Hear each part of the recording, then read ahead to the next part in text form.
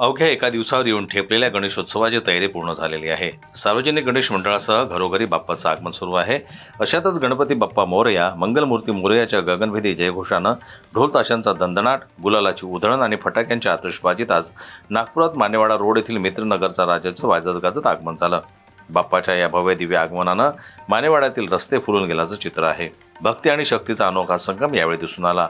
लहानग्यांपासून तर थोरापर्यंत या आगमन उत्सवात सर्व सामील झाले। नगरच्या या राजाची भक्तिभावना प्राणप्रतिष्ठा करण्यात आली। बाप्पाच्या आगमनासाठी मागील कितीतरी दिवसांपासूनच मंडळातर्फे जय्यत तयारी सुरू होती। आजच्या दिवसाची वाट पाहणाऱ्या सर्वच गणेश भक्तांनी अगदी पारंपरिक वेशात बाप्पाचं स्वागत केलं। मित्रनगरचा राजा गणेश मंडळातर्फे काढण्यात आलेल्या बाप्पाच्या या आगमन मिरवणुकीत कार्यकर्त्यांसह उत्साह पाहायला मिळाला। पुढील 10 दिवस याच भक्तिभावानं बाप्पाच्या आगमनाचा आनंदोत्सव साजरा करण्यात येईल। ब्युरो रिपोर्ट, जनमत लाईव्ह न्यूज, नागपूर।